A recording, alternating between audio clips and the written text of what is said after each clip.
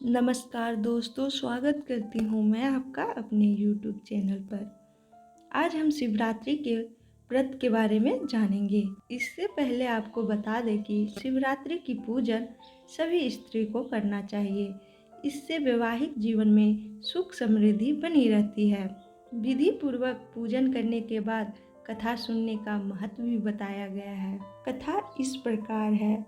एक बार माता पार्वती ने भगवान शिव शंकर से पूछा, ऐसा कौन सा उत्तम तथा सरल व्रत पूजन है जिससे मृत्यु लोक के प्राणी आपकी कृपा सहज ही प्राप्त कर लेते हैं। उत्तर में शिव जी ने माता पार्वती को शिवरात्रि के व्रत का पूजन बताकर यह कथा सुनाई। एक गांव में एक शिकारी रहता था। पशुओं की हत्या करके वह अपने परिवार को पालता था। वह एक साहूकार का ऋणी था, लेकिन उसका ऋण समय पर ना चुका सका। क्रोधवश साहूकार ने शिकारी को शिव मठ में बंदी बना लिया। संयोग से उस दिन शिवरात्रि थी। शिकारी ध्यान मग्न होकर शिव संबंधित धार्मिक बातें सुनता रहा। चतुर्दशी को उसने शिवरात्रि की कथा भी सुनी। संध्या होते ही साहूकार ने उसे अपने पास बुलाया और ऋण चुकाने के विषय में बात की। शिकारी अगले दिन सारा ऋण लौटा देने का वचन देकर बंधन से छूट गया। अपनी दिनचर्या की भांति वह जंगल में शिकार के लिए निकला, लेकिन दिन भर बंदी गृह में रहने के कारण भूख प्यास से व्याकुल था। शिकार करने के लिए वह एक तालाब के किनारे बैल वृक्ष पर निशाना बनाने लगा। बैल वृक्ष के नीचे शिवलिंग था, जो बिलपत्रों से ढका हुआ था। शिकारी को उसका पता न चला। निशाना बनाते समय उसने जो टहनियाँ तोड़ी, वे संयोग से शिवलिंग पर गिरी। इस प्रकार दिन भर भूखे प्यासे शिकारी का व्रत भी हो गया और शिवलिंग पर बेलपत्र भी चढ़ गए। एक पहर रात्रि बीत जाने पर एक गर्भिणी हिरन तालाब पर पानी पीने पहुंची। शिकारी ने धनुष पर तीर चढ़ाकर जो ही निशाना बनाया, हिरनी बोली, मैं गर्भिणी हूँ। तुम एक साथ दो जीवों की हत्या करोगे, जो ठीक नहीं है। मैं अपने बच्चे को जन्म देकर तुम्हारे पास आ जाऊंगी, तब तुम मुझे मार लेना। शिकारी ने प्रत्यंचा ढीली कर दी और हिरनी झाड़ियों में लुप्त हो गई। कुछ ही देर बाद एक और हिरनी उधर से निकली। शिकारी का खुशी का ठिकाना ना रहा। समीप आने पर उसने धनुष पर बाण चढ़ाया। तब उसे देख हिरनी ने विनम्रता पूर्वक निवेदन किया, हे पराधी, मैं थोड़ी देर पहले ही ऋतु से निवृत्त हुई हूँ। कमातुर विरहिणी हूँ। मैं अपने प्रिय की खोज में भटक रही हूँ। मैं अपने पति से मिलकर शीघ्र ही तुम्हारे पास आ जाऊंगी। शिकारी ने उसे भी जाने दिया। 2 बार शिकारी को खोकर उसका माथा ठनका। वह चिंता में पड़ गया। रात्रि का आखिरी पहर बीत रहा था। तभी एक अन्य हिरनी अपने बच्चों के साथ उधर से निकली। शिकारी के लिए यह अच्छा अवसर था। उसने धनुष पर तीर चढ़ाने में देर न लगाई।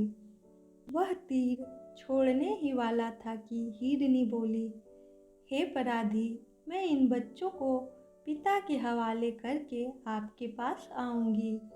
इस समय मुझे मत मार। शिकारी हंसा और बोला, सामने आए शिकार को छोड़ दूं, मैं ऐसा मूर्ख नहीं हूँ। इससे पहले मैं 2 बार अपना शिकार खो चुका हूँ। मेरे बच्चे भूखे प्यासे तड़प रहे होंगे।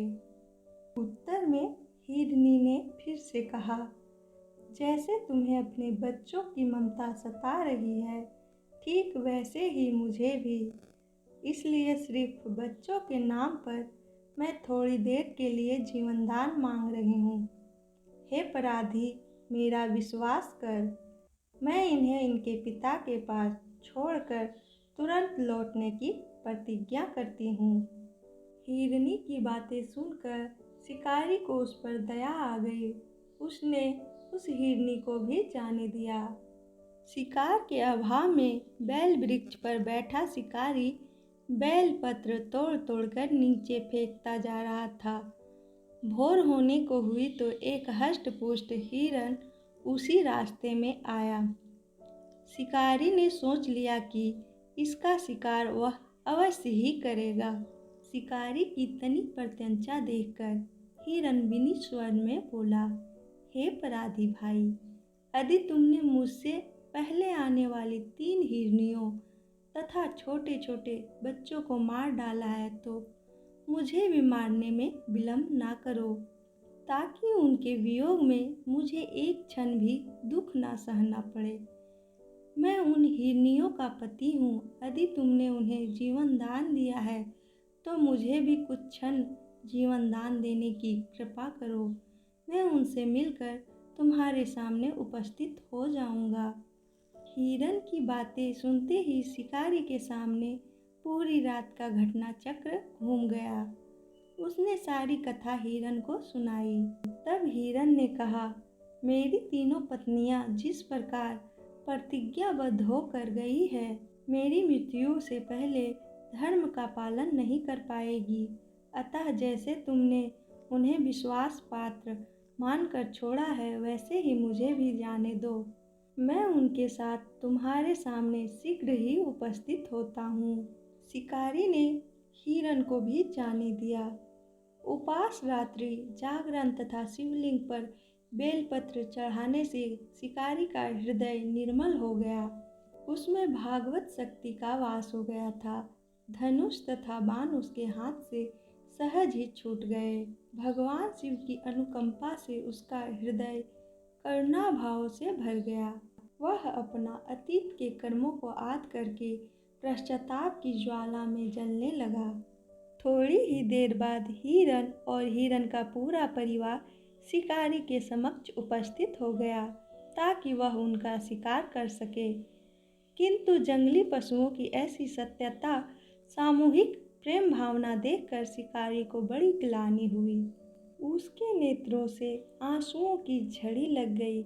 उस हिरन परिवार को ना मारकर शिकारी ने अपने कठोर हृदय को जीव हिंसा से हटा सदा के लिए कोमल एवं दयालु बन गया। देवलोक से समस्त देव समाज भी इस घटना को देख रहा था। घटना की परिणति होते ही देवी देवताओं ने पुष्प वर्षा की। तब शिकारी तथा हिरन परिवार मोक्ष को प्राप्त हुए। तो ये थी शिवरात्रि की कथा, जो भगवान शिव शंकर ने माता पार्वती को सुनाया था। अगर आपको कहानी पसंद आया हो तो लाइक ज़रूर करें।